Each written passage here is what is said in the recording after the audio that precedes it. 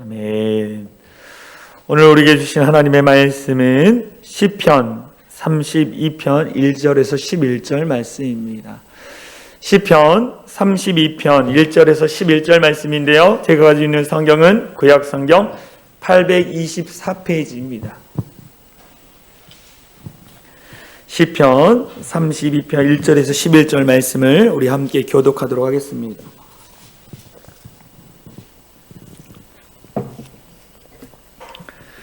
제가 한 절 먼저 읽도록 하겠습니다. 허물의 사함을 받고 자신의 죄가 가려진 자는 복이 있도다. 마음에 간사함이 없고 여호와께 정죄를 당하지 아니하는 자는 복이 있도다. 내가 입을 열지 아니할 때에 종일 신음함으로 내 뼈가 새하였도다. 주의 손이 주야로 나를 누르시오니 내 진액이 빠져서 여름 가뭄에 마름같이 되었나이다. 내가 이르기를 내 허물을 여호와께 자복하리라 하고 주께 내 죄를 아뢰고 내 죄악을 숨기지 아니하였더니 곧 주께서 내 죄악을 사하셨나이다. 이로 말미암아 모든 경건한 자는 주께 기도할지라. 진실로 홍수가 범람할지라도 그에게 미치지 못하리이다. 주는 나의 은신처이오니 환난에서 나를 보호하시고 구원의 노래로 나를 두루시리이다. 내가 내 갈 길을 가르쳐 보이고 너를 주목하여 훈계하리로다. 너희는 무지한 말이나 노새같이 되지 말지어다. 그것들은 제갈과 굴레로 단속하지 아니하면 너희에게 가까이 가지 아니하리로다. 악인에게는 많은 슬픔이 있으나 여호와를 신뢰하는 자에게는 인자하심이 두루리로다. 우리 함께 읽겠습니다. 너희 의인들아 여호와를 기뻐하며 즐거워할지어다. 마음이 정직한 너희들아 다 즐거이 외칠지어다. 아멘. 할렐루야. 아멘. 오늘 현장 예배와 또 온라인 예배를 함께 예배 드리시는 우리 성도님들 사랑하고 축복합니다. 하나님의 크신 은혜와 축복 또 치유의 은혜가 여러분의 있는 곳에서 넘쳐나기를 간절히 소망합니다.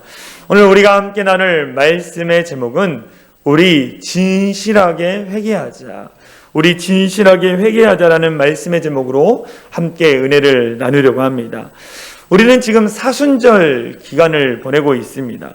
사순절이라는 것은 우리 초대교회 믿음의 선배들의 이로부터 시작된 영성운동이에요. 영성운동.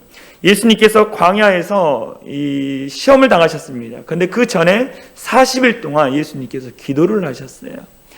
예수님이 그 기도하시면서 그 광야의 기도를 통해 사단의 유혹을 물리치셨다는 것.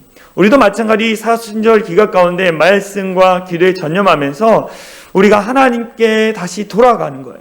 회개하며 돌아가고 또 하나님이 주신 그 구원의 감격과 기쁨을 가지고 다시 내가 주님 앞에 헌신하며 살아가겠습니다라고 결단하는 시간이 이 사순절 기간이라는 거예요. 이 사순절 기간 가운데에 정말 주님 앞에 진실한 마음으로 회개하고 다시 말씀과 기도로 돌아가 하나님이 원하시는 삶을 살아가는 우리 모든 성도들이 되어질 간절히 소망합니다. 할렐루야. 아멘. 제가 몇 년 전에 청년 사역을 했었습니다. 이 청년 사역을 하면서 가장 많이 상담했던 것이 무엇이냐? 이성 문제였어요. 이성 교제에 관한 이런 상담을 많이 했습니다. 목사님, 교회를 다니지 않는 이성과 교제를 해도 될까요? 교회를 다니지 않는 남자친구와 교제를 해도 될까요? 교회를 다니지 않는 여자친구와 교제를 해도 될까요? 이렇게 청년들이 많은 질문을 했습니다. 제가 이 질문을 받을 때마다 정확하게 이야기를 해줍니다. 어떻게 얘기하느냐? 내가 하나님 앞에 정말로 열심히 기도해보고 정말 그 사람과 교제했을 때 어떤 일이 있어도 감당할 수 있겠다라는 마음이 들면 교제를 시작해라. 그런데 내가 정말 도저히 이 예수 믿지 않는 이 남자친구, 여자친구와 감당이 안 되겠다라 그러면 시작을 하지 말아라라고 이렇게 정확하게 이야기해요. 왜냐하면 선택의 책임은 선택자 자신에게 있기 때문인 거예요. 그래서 감당할 수 있으면 만나고 감당이 안 될 것 같다면 시작을 하지 말아라라고 이야기합니다. 그리고 또 교제하는 청년들에게 어떻게 교제해야 할지에 대해서도 자세히 알려줍니다. 이 스킨십이라든지 이런 것들에 대해서도 알려줘요. 자세히 알려줍니다. 어느 선까지 가능한가? 왜 이런 것들에 대해서 알려주냐면 우리 인간은 이 정욕에 약한 존재이기 때문이에요. 이 정욕에 탐욕과 욕망 가운데 사로잡혀 있는 자가 우리 인간이라는 거예요. 그런데 하나님의 은혜로 말미암아 우리는 이 욕망과 정욕의 문제를 해결받고 절제할 수 있는 능력을 하나님 우리에게 주셨다라는 거죠. 그런데 청년의 때 얼마나 막 연애하고 싶습니까? 이 정욕이 막 불일들이 일어나는 거예요. 막 불일들. 그러면 넘지 말아야 할 선들을 넘는 청년들을 보게 되는 것입니다. 오늘 넘지 말아야 할 선을 넘은 한 사람을 보게 되어집니다. 그게 누구입니까? 하나님의 마음에 합한 자라고 하나님이 칭찬하셨던 정말 이스라엘의 왕 중의 왕인 다윗 왕을 보게 되는 거예요. 넘지 말아야 할 그 선, 이 정욕의 문제로 말미암아 한순간에 하나님의 은혜로 샀던 자가 제약된 그 인생을 걸어가게 되는 것을 보게 되어집니다. 다윗은요, 이 정욕의 문제에 있어서 해결받지 못한 부분이 있었어요. 이 사건에 대해서 사무엘하 11장에 자세히 기록되어져 있습니다. 어느 날 오후 다윗 왕이 낮잠을 자고 나서 오후 늦게 일어났어요. 그리고 왕궁을 거닐고 있었습니다. 왕궁을 거니는데 이 예루살렘에 가면 다윗 왕궁 옆에 집이 다 돌로 이렇게 붙어서 있는 것을 보게 되어집니다. 다윗 왕이 왕궁을 거니고 있는데 그 왕궁 벽에 붙어 있는 그 집에 살고 있는 한 여인이 목욕하는 것을 목격하게 되는 거예요. 목격하고 나서 그 정욕을 이기지 못해서 그 여인을 불러서 그와 함께 동침하게 됩니다. 그 여인의 이름이 누구냐? 밧세바예요. 그리고 나서 동침한 이후에 밧세바가 아이를 잉태했다라는 소식을 듣게 되어집니다. 다윗의 마음이 어땠습니까? 놀랬을 거예요. 내가 이런 죄를 범했는데 어떻게 하나 고민이 됐을 것입니다. 그리고 이 죄의 문제를 덮기 위해서 밧세바의 남편, 전쟁 중에 있는 그 밧세바의 남편을 부릅니다. 우리아를 불러서 전쟁에 대한 보고를 듣고 그 보고가 끝난 다음에 전쟁에서 고생했으니까 집에 가서 쉬어라라고 하며 쉬어라라고 휴식을 취하라고 해서 집으로 돌려보냅니다. 그런데 우리아는 충성된 군인이었어요. 전쟁 중에 있는 자신의 동료를 생각하면서 집에 가지 않고 왕궁 문 앞에서 노숙을 하고 다시 전쟁터에 돌아갑니다. 다윗의 마음이 어땠을까요? 자기가 계획했던 대로 안 된 거예요. 그러다 보니까 우리아를 죽이려고 했어요. 그래서 계획적으로 우리아를 전쟁터에서 죽게 하는 일들을 벌이는 것이 다윗이었습니다. 다윗은요, 간음죄와 살인죄를 저질렀습니다. 간음죄와 살인죄를 저질렀어요. 이 죄로 말미암아 값비싼 대가를 치르는 것을 우리는 이 사무엘하 이후의 내용을 보면서 우리는 보게 되어집니다. 이 정욕이라는 것은요, 값비싼 대가가 따릅니다. 죄에는 이 잠깐의 쾌락이 있습니다. 그 잠깐의 쾌락 너머에는 뭐가 있습니까?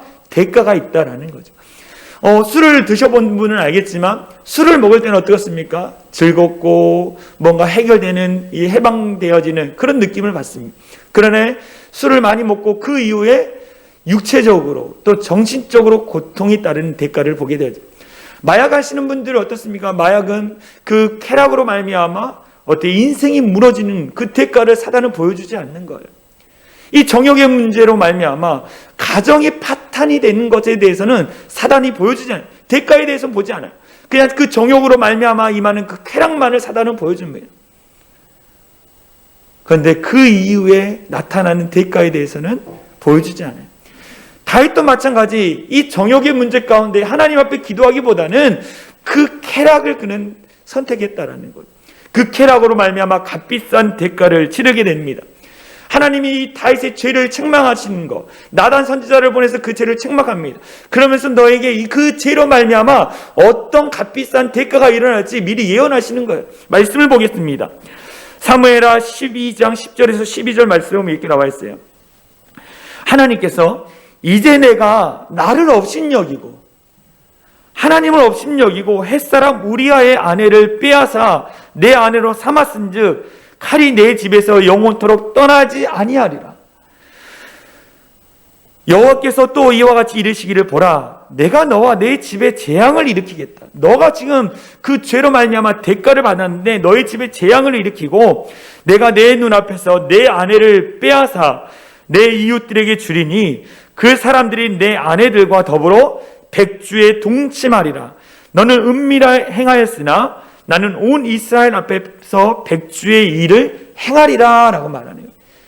나단 선지자가 하나님의 말씀으로 선포하며 책망하면서 당신이 지었던 그 죄의 대가를 이렇게 할 것입니다 라고 하나님 말씀하셨다는 것을 선포합니다. 다윗에게 어떤 대가가 따랐습니까? 다윗이 동침한 그 밧세바와 함께 동침해서 낳은 아이가 7일 만에 죽습니다. 그리고 다윗의 가정이 파탄이 나죠. 아들 암몬이 이복누이 다말을 범하게 됩니다. 다윗의 아들 압살롬이 어떻게 합니까? 아버지를 죽이려고 해요. 그리고 아버지의 후궁들과 백주 대나의 다윗 왕궁에서 사람들이 보는 앞에서 동침하는 치욕을 경험하게 됩니다. 더불어 압살롬이 형들을 죽이죠.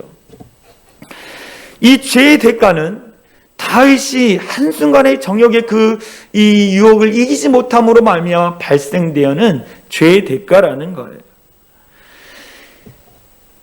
다윗은요, 이 나단 선지자가 찾아와서 책망한 그 하나님의 소리를 듣고 그는 어떻게 했느냐? 그는 내가 그렇게 죄를 범하지 않았습니다라고 변명한 것이 아니라 그는 내가 여호와 앞에 죄를 범했습니다라고 진실한 회개를 드리는, 그 진실한 회개를 드리고 난 이후에 어떠한 변화가 있었는지 시편 32편 우리가 오늘 읽은 본문에서 이야기하는 거예요. 그가 죄를 범하고 나서 그리고 진실하게 회개하고 나서 돌이켜보면서 그가 하나님 앞에 찬양하는 시가 오늘 우리가 읽은 시편 32편 시라니. 우리는 이 다윗의 회개의 시를 통해서 나 자신을 한번 되돌아봐야 돼. 죄에 무감각해져 있는 나 자신을 되돌아보고 다시 하나님 앞에 돌아가서 진실한 회개를 올려드리는 우리 성도님들이 되어지길 간절히 소망합니다. 진실한 회개란 뭐냐? 하나님의 소리를 듣는 거예요. 진실한 회개란 하나님의 소리를 듣는 곳으로부터 시작하는, 회개의 소리를 듣는 곳으로부터 시작하는 거예요. 죄는 우리를 괴롭게 합니다. 저와 여러분들을 괴롭게 해요. 다윗도 이 죄로 말미암아 신음하고 괴로웠다라고 그가 이야기합니다. 시편 32편 3절에 4절 말씀을 보면 이렇게 나와요. 내가 입을 열지 아니할 때, 내가 입을 열지 아니할 때, 언제입니까? 내가 하나님 앞에 진실하게 회개하지 않을 때에 종일 신음함으로 내 뼈가 쇠하였도다. 주의 손이 주야로 나를 누르시오니 내 진액이 빠져서 여름 가뭄에 마름같이 되었나이다 라고 그가 고백하는 거예요.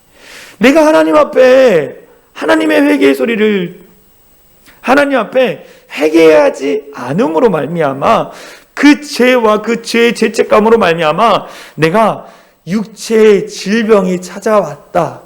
그만큼 괴로워서 육체의 질병이 찾아왔다라고 오늘 말하는 것을 보게 되었습니다. 오늘 우리가 읽은 이 시편 32편에는요, 죄에 대한 용어가 세 가지로 나옵니다. 허물, 죄, 정죄, 세 가지를 32편 1절에서 2절에서 이야기합니다. 이 허물은 무엇입니까? 허물이라는 것은 찾아보니까, 히브리 원어로 찾아보니까 반역하다, 거역하다라는 거예요. 하나님의 뜻에 거역하는 것, 반역하는 것이 죄라는 거예요. 죄라는 것은 뭐냐? 히브리어로 하타인데 이것은 뭐냐? 표적, 관역을 빗나가다. 하나님의 뜻에서, 하나님이 원하신 삶에서 벗어난 것, 그것이 죄라는 거예요. 그리고 정죄, 하나님의 뜻에 순종하지 않는 것, 하나님의 뜻을 존중하지 않는 것, 이런 의미가 있었다는 거예요. 허물, 죄, 정죄, 이 세 가지가 이 의미하는 한마디는 뭐냐면 인간이 하나님의 뜻에 범죄한 모든 죄를 의미하는 거예요. 인간이 지을 수 있는 모든 죄를 이것으로 말미암아 내가 신음하고 내가 육체의 질병을 얻었다라고 이야기하고 있어요. 나를 병들게 했다라는 거예요. 죄가 나를 병들게 했다라는 것입니다. 이 오스트리아 이 정신의학자인 알프레드 아들러라는 사람이 있어요. 이 사람이 이야기하기를 인간은 보호 본능이 있다라는 거예요. 보호 본능이 있어서 인간의 죄가 드러나면, 노출되면 세 가지 반응을 보인다고 합니다. 첫 번째는 뭐냐? 죄를 숨기려고 한다라는 거예요. 많은 범죄자들을 찾아가서 상담을 해보니까 자신이 지은 죄는 아무도 모를 것이다라고 생각을 하고 있었다라는 거예요. 내가 지었던 죄를 아무도 모를 것이다라는 생각을 하고 있었다라는 것이죠. 그러나 죄는 숨길 수 없다라는 거예요. 죄는 숨길 수 없습니다. 다윗 또한 밧세바를 범하고 나서 그 죄를 숨기려고 했어요. 숨기려고 어떻게 했습니까? 밧세바의 남편을 죽이기까지 했다는, 아무도 모를 거라고 그는 생각을 했습니다. 그런데 하나님은 알고 계신 거예요. 우리가 죄를 범할 때 아무도 모르게 내가 은밀하게 죄를 범했을지라도 누구는 보고 계셔요? 하나님은 보고 계시다라는 거예요. 하나님을 알고 계시다라는 거예요. 하나님이 다윗의 범죄 현장을 보셨습니다. 그리고 나단 선지자를 보내어서 그를 책망하죠. 그는 그 죄를 더 이상 숨길 수 없다는 사실을 깨닫고 나서 어떻게 합니까? 하나님 앞에 진실한 회개를 올려드려요. 사람들은 죄를 범할 때 죄를 숨기려고 한다고 합니다. 두 번째, 죄에 대해서 변명한다라는 거예요. 변명한다라는 거예요. 죄에 대한 책임을 다른 사람들에게 전가시키려고도 합니다. 이건 우리가 너무나 잘 아는 것처럼 에덴 동산에서 아담과 하와가 했던 행동들을, 말을 보면 우리는 자세히 알 수 있습니다. 아담과 하와가 에덴 동산에서 하나님 앞에 범죄했죠. 내가 내게 먹지 말라 명한 그 나무 열매를 내가 먹었느냐? 왜 불순종했느냐라고 하나님이 질문합니다. 그때 아담이 이렇게 얘기하죠. 창세기 3장 12절에 보면 이렇게 나와 있습니다. 하나님이 주셔서, 아담이 변명하고 있습니다. 하나님이 주셔서 나와 함께 있게 하신 이 여자, 그가 그 나무 열매를 내게 주므로 내가 먹었나이다. 책임을 누구에게 전가시킵니까? 아내인 하와에게 전가시킵니다. 하나님이 여자에게 이르시되 내가 어찌하여 이렇게 하느냐? 하와에게 질문하시죠. 그때 누구입니까? 여자가 이르되 뱀이 나를 깨므로 내가 먹었나이다. 죄를 변명하고 전가시킨다라는 거예요. 죄의 변명은 인류의 역사만큼이 오래됐다라는 거예요. 사람들은 변명하고 죄를 전가시키라고 합니다.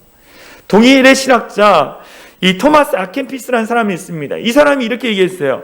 죄를 범하고, 우리가 죄를 범하고 지나친 변명을 하는 것보다 진실한 참회의 눈물을 흘리는 것이 더 낫다. 죄를 범하고 변명하지 말아라. 참회의 눈물, 진실한 회개를 드려라. 그것이 더 낫다라고 이야기하고 있습니다. 인간은 죄에 대해서 변명하려고 합니다. 또 인간은요, 죄를 자기 합리화한, 자기 정당화한다라는 거예요. 잘못을 내가 했습니다. 잘못은 했습니다. 그런데 다른 사람들도 똑같이 죄를 짓는데 그것이 그렇게 크게 잘못된 것입니까? 라고 이렇게 자기 합리화를 한다라는 거예요. 이렇게 자기 합리화를 한다고 해서 마음이 평안해졌습니까? 아니라는 거예요. 죄의 문제를 해결받지 못한다라는 것입니다. 다윗은 죄를 처음에는 숨기려고 했어요. 근데 죄가 드러났을 때 그는 뭡니까? 더 숨기려 하기보다는 하나님 앞에 회개했어요.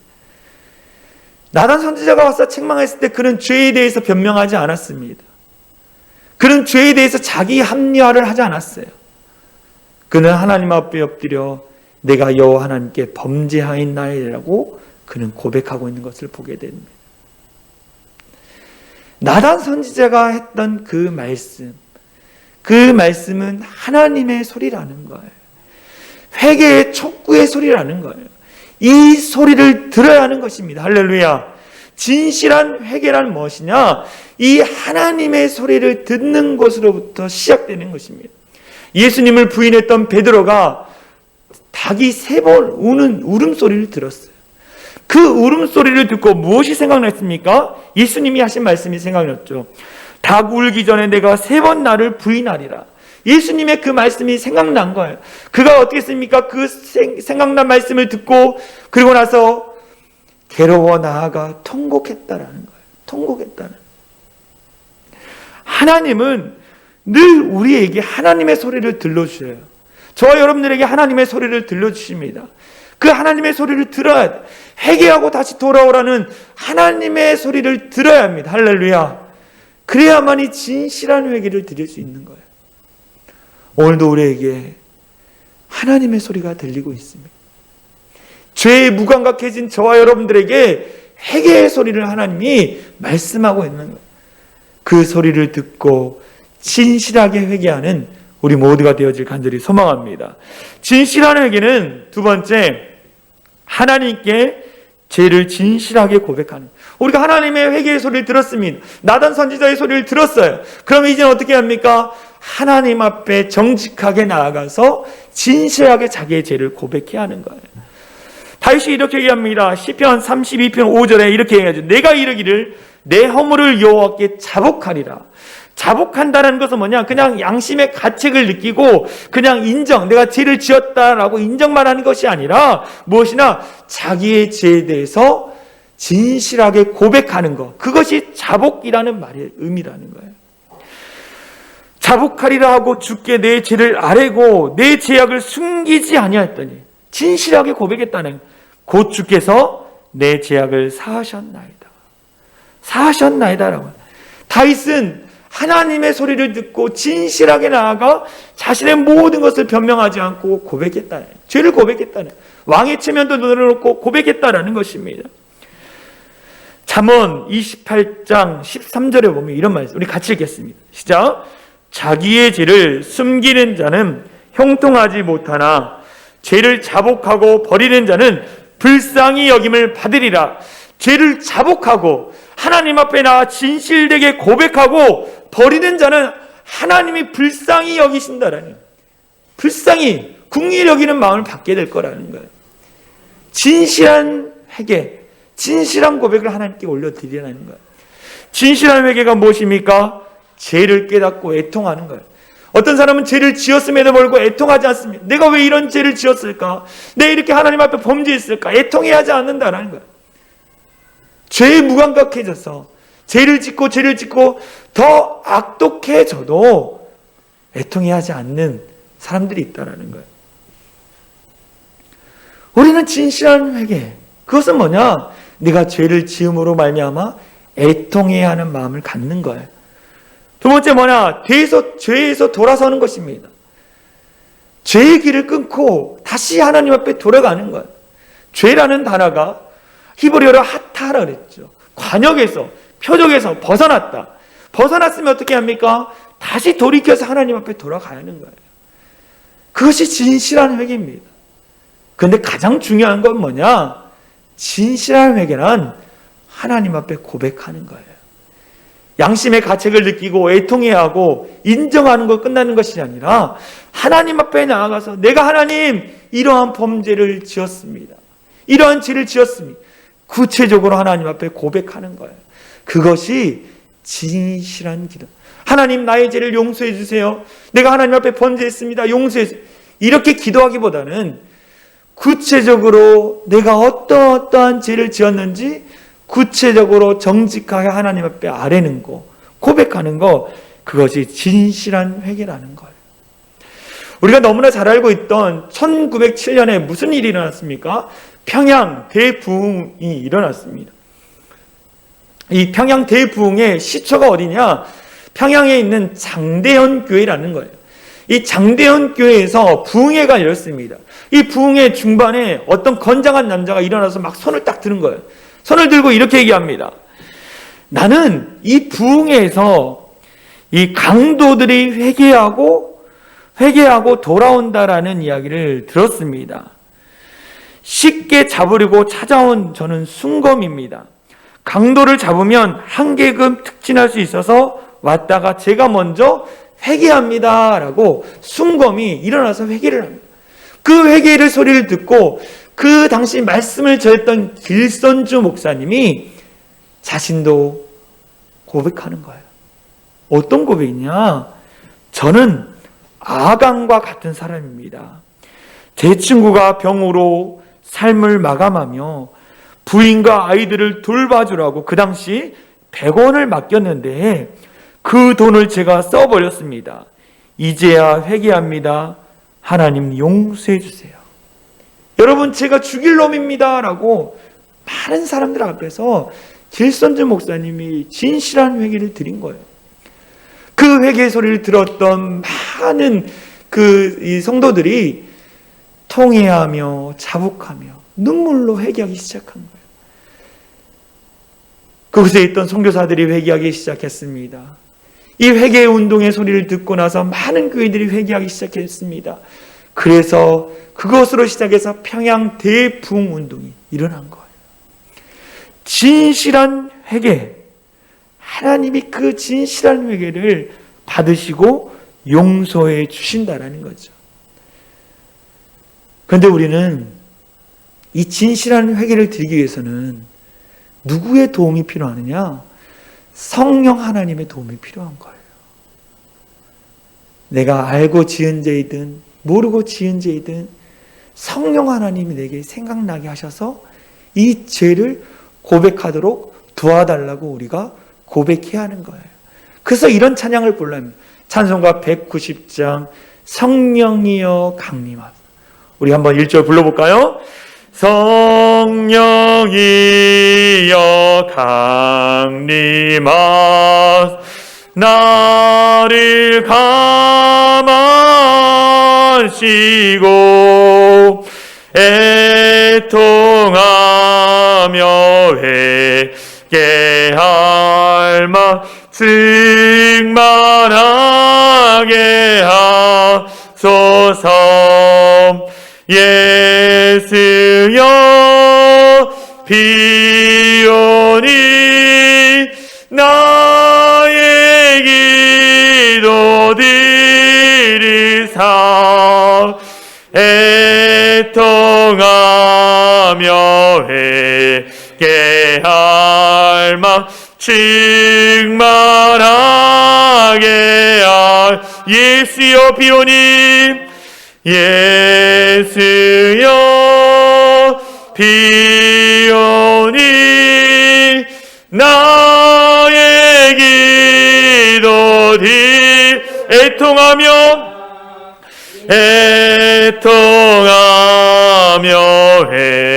회개할 마 충만하게 하소서. 애통하며 회개할 마음을 내게 주십시오라고 고백하는 거예요. 할렐루야. 진실한 회개는 하나님 앞에 죄를 고백하는 거예요. 그러면 우리가 하나님의 소리를 듣고 회개의 소리를 듣고 우리가 진실한 마음으로 회개했을 때 어떤 축복이 일어나냐? 하나님의 은혜와 축복을 경험하는 거예요. 우리가 진실한 회개를 드렸을 때 하나님의 은혜와 축복을 경험하는 거예요. 어떤 은혜를 경험합니까? 죄사함의 은혜를 경험하는 거예요.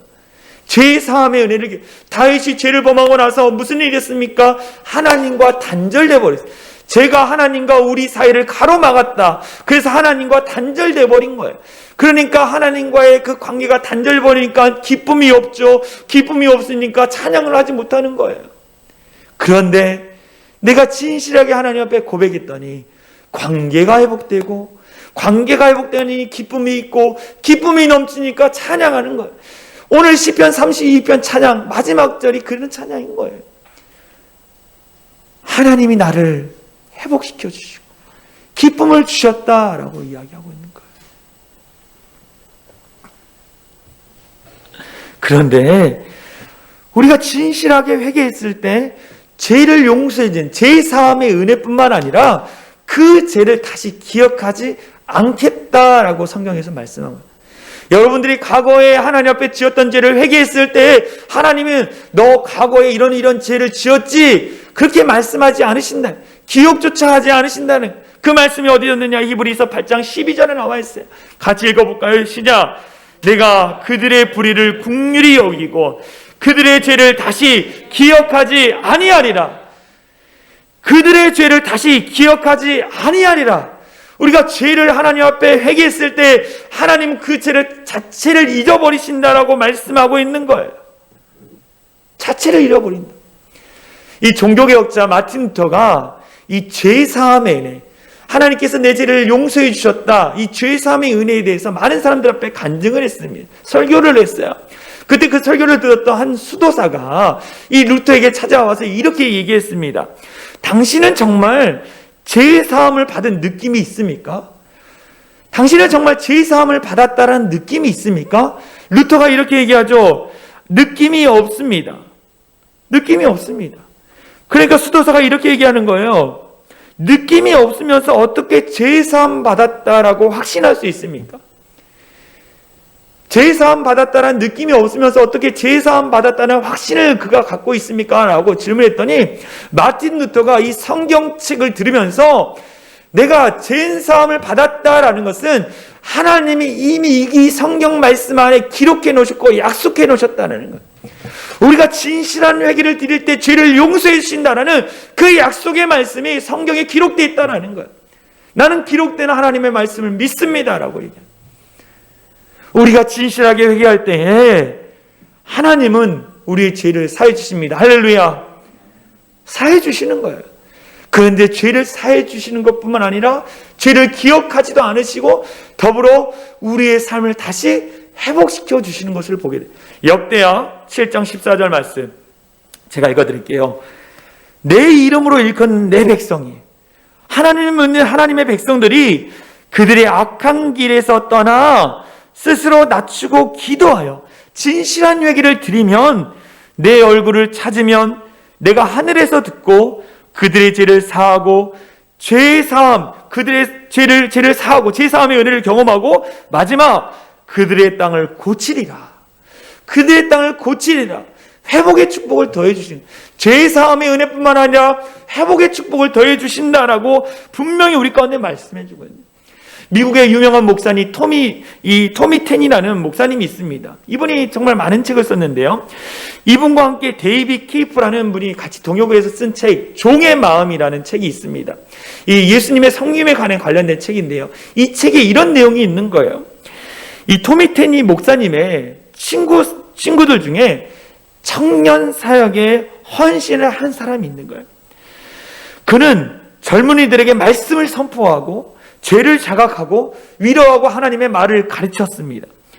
그의 사역은 날로 하나님이 은혜를 주셔서 번창했어요. 그런데 그가 한 자매와 은밀한 죄에 빠졌더라. 은밀한 죄에 빠졌습니다. 그녀는 임신을 했습니다. 두 사람은 당황했고 부끄러웠습니다. 그래서 그 둘은 공모하여 완벽한 계획을 짰습니다. 마침 그녀가 해외에 나가서 취업할 예정이었습니다. 그 해외에 나가서 아기를 낳고 입양을 시키면 모든 것이 끝나는 것이었습니다. 그들은 하나님께 자신의 죄를 고백하고 아무도 알지 못하도록 도피 수단을 마련해 주신 하나님께 감사했습니다. 그러나 그가 그렇게 되지 않았습니다. 이 청년 사역자가 젊은이들 앞에서 순결을 설교할 때마다, 순결에 대해서 가르칠 때마다 그 사역자 마음에는 위선이라는 이 글자가 떠올랐습니다.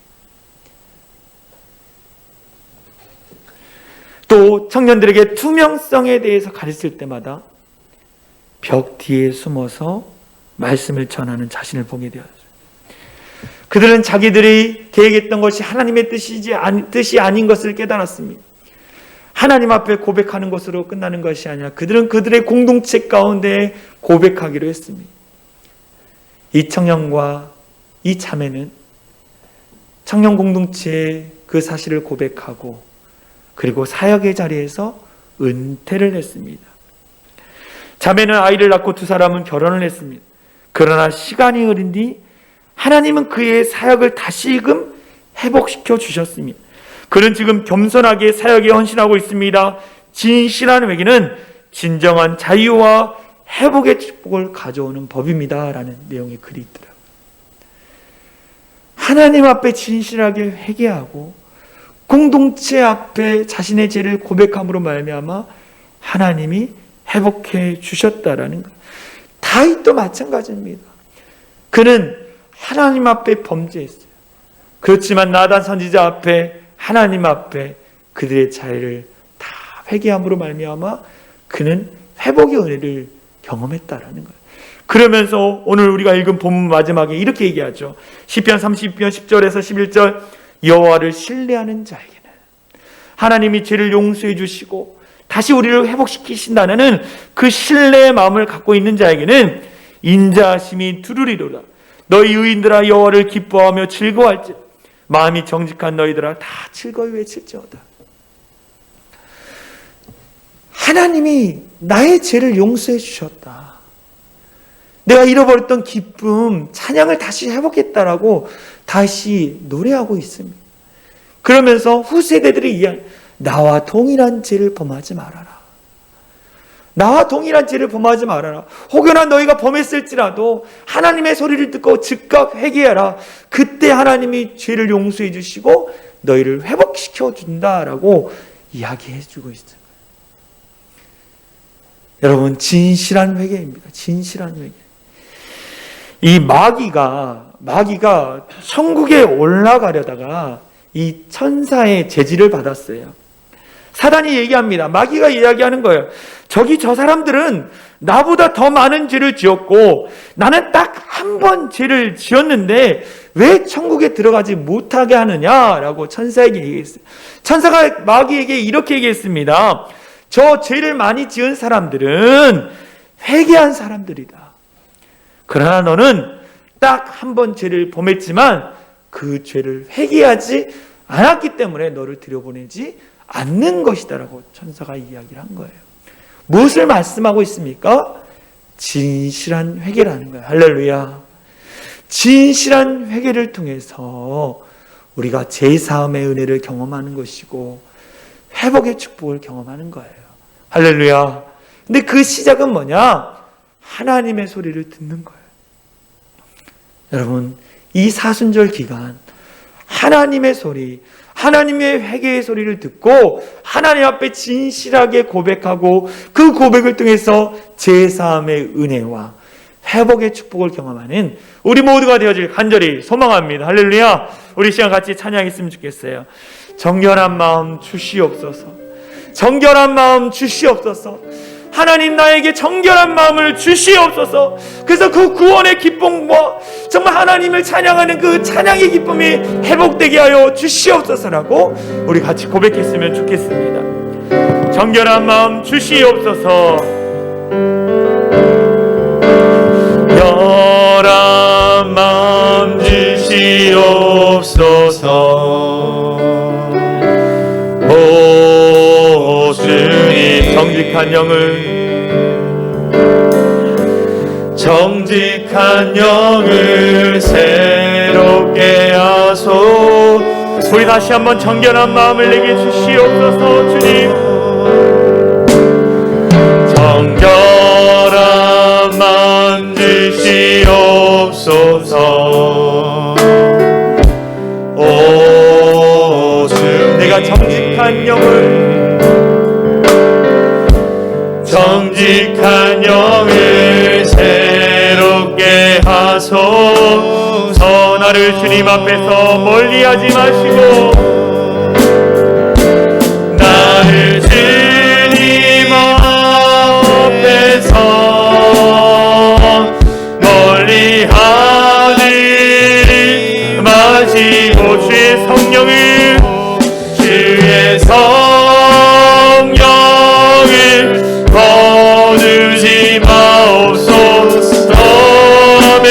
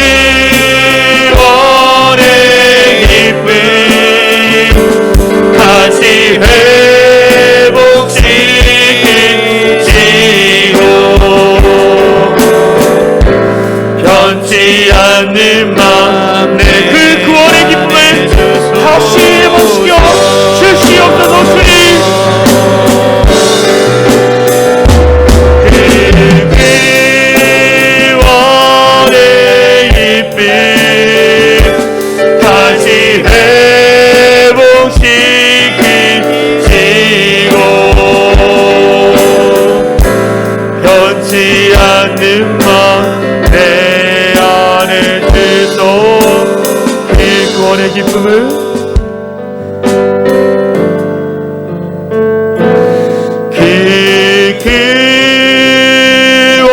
기원의 기쁨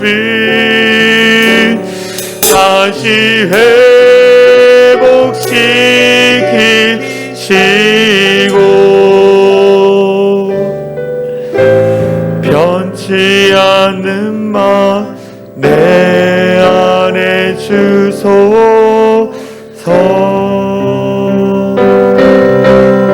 같이 기도했으면 좋겠어요. 다윗이 무엇이 변했습니까? 하나님을 향한 마음이 변한 거예요. 하나님을 향한 마음이 변했더니 사단이 그것을 노리고 정욕의 유혹으로 그를 넘어뜨려요. 우리의 마음이 변하지 않아야 여러분, 우리의 마음이 변하지 않도록, 주님을 향한 마음이 변하지 않도록 여러분 기도하시고, 더불어 내가 정말 죄에 무감각해서 죄를 범했을지라도 하나님은 여러분이 돌이켜 다시 오기만을 원하시고요, 당자가 돌아오길 원하시는 아버지 하나님, 우리 하나님이라는 거예요. 여러분들이 다시 돌아와서 하나님의 회개의 소리를 듣고 진실한 마음으로 회개하여 죄 사함의 은혜와 회복의 축복, 회복의 찬양을 하길 원하시는 여러분들, 혹여나 죄에 무감각해진 분이 계십니까? 주님을 향한 그 갈망하는 마음이 식어져 버린 분이 있습니까? 주님 앞에 회개하고 다시 마음의 회복을 달라고 우리 같이 기도하며 나가겠습니다. 기도하겠습니다. 사랑과 은혜가 많으신 하나님 감사합니다. 우리 가운데 함께 하시는 임마누엘의 하나님을 찬양합니다. 하나님, 우리 마음이 변하지 않게 알려주시옵소서. 주님을 향한 마음이 변하지 않도록 우리의 마음을 붙잡아 주시옵소서. 혹여나 내가 마음이 변하여 죄를 범하였을지라도 다시 하나님 앞에 돌아갈 수 있는 그 회개의 소리를 듣게 하여 주시옵소서. 하나님의 회개의 소리를 들어서 다시 하나님 앞에 돌아가서 하나님 앞에 예비하고 하나님 앞에 영광 돌리며 나갈 수 있도록 주님 역사하여 주시옵소서. 그 진실한 얘기를 통하여 하나님의 회복, 죄사함의 은혜와 회복의 축복을 경험할 수 있도록 역사하여 주시옵소서. 나는 연약하고 나는 부족하라 하나님께서 우리를 통해 다시 일으키기 원하시는 그 하나님을 보게 하여 주시고 그 하나님을 만날 수 있도록 역사하여 주시옵소서. 하나님의 은혜와 하나님의 기쁨이 우리 안에 다시 회복되어져서 주님을 갈망하는 마음으로 달려갈 수 있는 우리 모든 성도들에게 하여 주시옵소서. 하나님, 그 구원의 기쁨, 그 구원의 감격이 우리 모든 성도들 가운데 회복되게 하여 주시고 주님을 갈망하는 마음, 그를 사랑하는 마음으로 주 앞에 돌아갈 수 있도록 주님 역사하여 주시옵소서. 주님 그렇게 말씀했습니다. 우리가 다시 한번 기도하기 원합니다. 구원의 기쁨을 잃어버린 분들이 너무 많아요. 어느 순간 5년, 10년, 20년, 30년이 되다 보니까 신앙이 그냥 습관이 되고 그냥 주일 되니까 그냥 기도하라니까 말씀 읽으라니까 그게 아니라 날마다 주님께서 우리와 교제하시면서 늘 기쁨, 늘 그 회복의 은혜를 주시는 거예요. 여러분들 변화되어야 합니다. 신앙생활할 때 그냥 단지 예수 믿고 끝나는 것이 아니라 예수 믿는 자답게 살아가며 이 어두운 세상에 빛을 밝힐 수 있는 사람들이 되어야 하는 거예요. 그러기 위해서 여러분들 성령의 충만함을 경험하십시오. 성령 하나님, 우리 각 사람 가운데 임재하여 주시옵소서. 성령 하나님, 우리 가정에서 온라인 예배드리는 모든 성도들의 머리 위에 성령이 부릴 때 일어나게 하여 주시옵소서. 성령의 충만함을 위해서 이 시간 우리 간절하게 기도하겠습니다. 기도합니다. 주여 하나님 함께하여 주시옵소서. 성령이여 우리 가운데 임재하여 주시고 성령의 역사와 기도를 경험하게 하여 주시옵소서. 주님, 우리가 다시 회복되기 바랍니다. 그것은 성령께서 우리 가운데 함께 하신 것입니다. 하나님, 이 시간 아버지 앞에 가운데를 기도하는 자들 가운데 성령이 임재하여 주시고 성령이 우리 가슴을 통하여 하나님 놀라운 능력이 나타나게 하여 주시옵소서. 우리가 다시 한번 결단하며 다시 한번 하나님 앞에 돌아가서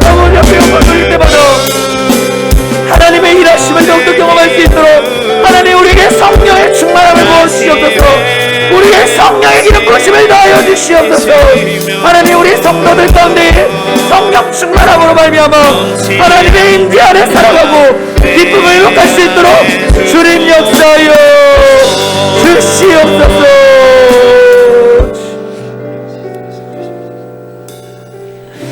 사랑과 은혜가 많으신 하나님, 날마다 우리와 동행하시며 날마다 우리의 삶을 변화시키시는 그 놀라운 하나님을 찬양합니다.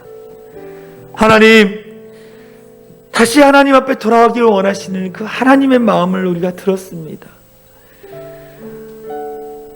우리는 연약하여 범죄하기 쉬운 존재입니다. 그러나 하나님이 원하시는 것은 그 죄에 눌려 사는 것이 아니라 그 죄에서 돌이켜 하나님이 원하시는 삶을 살아가는 것인 것을 우리는 깨닫습니다. 하나님, 우리가 다시 하나님 앞에 돌아가게 하여 주시옵소서. 그러기 위해서는 하나님의 소리를 들어야 합니다. 회개의 소리를 들어야 합니다. 하나님, 회개의 소리를 들을 수 있는 길을 열어 주시옵소서. 더불어 우리가 입술로 우리의 지혜를 진실하게 고백하게 하여 주시옵소서. 그래서 죄사함의 은혜, 회복의 축복을 경험하게 하여 주시옵소서. 그래서 다시 한번 하나님을 높이 찬양하며 경배하며 나갈 수 있는 우리 모든 성도들 되게 하여 주시옵소서. 그러기 위해서 우리 성령의 충만함이 필요합니다. 우리 모든 성도들 가운데 성령의 충만함을 더하여 주시옵소서. 이 현장 예배와 또 온라인도 예배드리는 모든 성도들 머리에 성령을 부르듯 부어주셔서 복부어서 어떤 성령이 그 모든 삶의 자리 가운데 넘치게 하여 주시옵소서. 그래서 날마다 주님의 능력 안에서 기뻐하며 즐거워하며 주를 찬양하며 노래하며 나갈 수 있는 귀한 우리 성도들 될 수 있도록 역사하여 주시옵소서. 우리 성도들 가운데 하나님, 코로나로 말미암아 전염되어 격리되어 있는 성도들이 있습니다. 하나님, 한 사람 한 사람 찾아가 하나님 안수하여 주시고 치유하여 주시고 회복시켜 주시고 두려워하지 않도록 주님 붙잡아 주시옵소서. 강하고 능하신 팔이 우리를 붙들고 계신 것을 믿습니다. 하나님, 역사하여 주셔서 하나님께서 온전히 회복되는 은혜를 경험하며 나가는 간증할 수 있는 그냥 우리 모든 성도들 되게 하여 주시옵소서. 하나님, 사순절 기간 진실한 마음으로 회개하며 하나님 앞에 돌아가는 우리 모든 성도들 되게 하여 주시옵소서. 그렇게 하실 주님을 찬양하며 우리를 구원하신 예수 그리스도의 이름으로 간절히 기도하옵나이다. 아멘. 아멘. 우리 이 시간 다 같이 일어나서 사랑의 창이라는 교회 공동체 고백하고 축도로 예배를 마치겠습니다. 우리 같이 선포합니다. 시작. 우리는 세상으로부터 부름받은 하나님의 백성입니다. 또한 세상으로 보냄받은 그리스도의 제자입니다.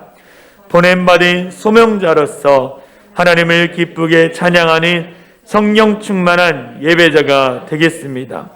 진리를 배우고 수호하는 은혜에 빚진 훈련자가 되겠습니다. 땅끝까지 복음을 전파하는 전도자가 되겠습니다. 이웃의 아픔을 함께하는 치유자가 되겠습니다. 온 성도가 하나 되는 화해자가 되겠습니다. 책임을 다하는 소명자가 되겠습니다.